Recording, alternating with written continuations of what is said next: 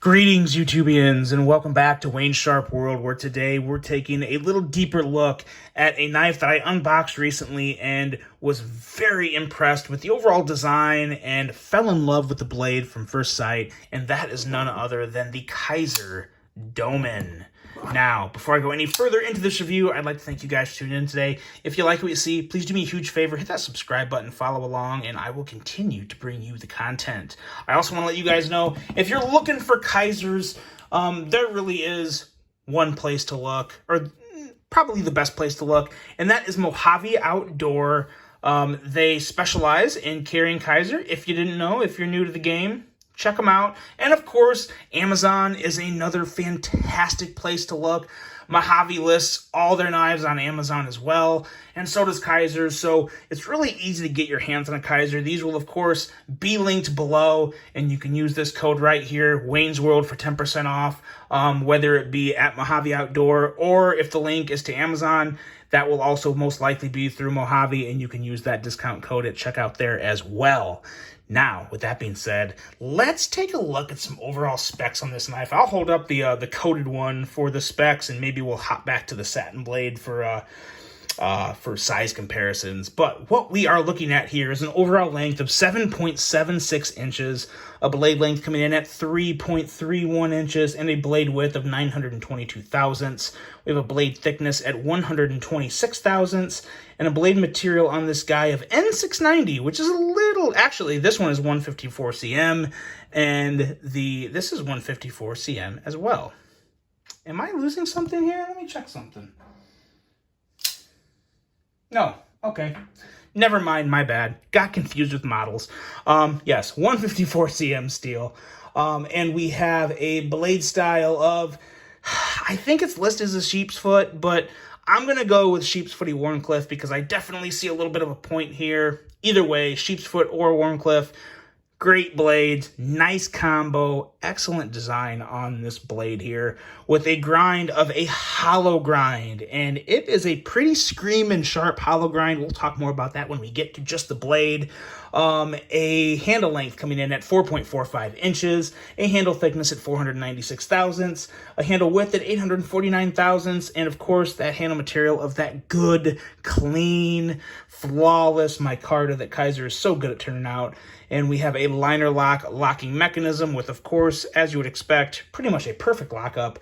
A user of a right or left hand tip-up carry, a weight coming in at 3.25 ounces, designed by the one and only Azo Mai, and a price coming in at $59, which again, it's really hard to beat some of these prices Kizer are coming out with. $59, and then once you use my discount code there, Wayne's World, you'll save another $5.90, knocking it down to $53.10, of course, before any of your shipping and taxes, if you have to pay that when you check out. So, yeah, $53.10. That is good to go all day, every day, 12 months out of the year. Good to go there. Let's take a look at some size comparisons. And now we will highlight a little on the satin version and take a look at that. And we will compare it with some Spydercos here. We have the Paramilitary 2, and we also have the, of course, you knew it, Para 3. And very much in the middle of these two, and actually closer than one might think to the PM2, just not nearly as much, overall width and thickness as the PM2. Much more of kind of a slender carry, and then a couple more, just because I like you guys. Hogue Deca, and of course, the Civivi Elementum. So there we go with those. That should do just about everything you need for some size comparisons. And now let's get to talking about this, because this is another one. This was an older Kizer originally that I never checked out. To be honest, the original blade shape didn't get me too excited, and I could have swore, I thought the first Domin was on washers. Correct me if I'm wrong, but I thought the first Domin was on washers, and now this new version definitely has ball bearings, and all you got to do to confirm that is that, yeah, that's definitely ball bearings.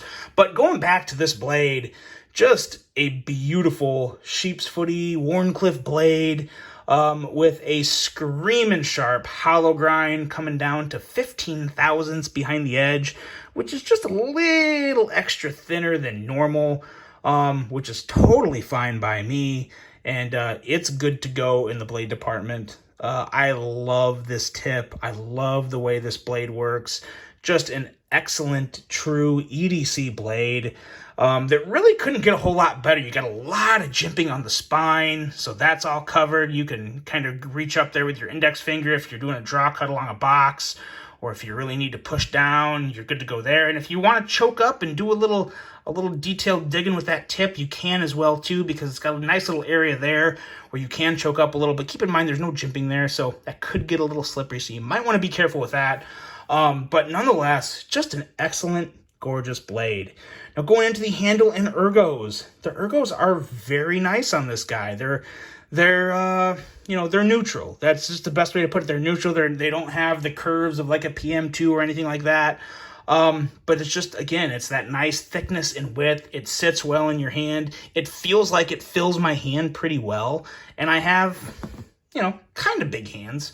Not thick hands, kind of skinny, but in terms of just overall length, they would be considered large hands.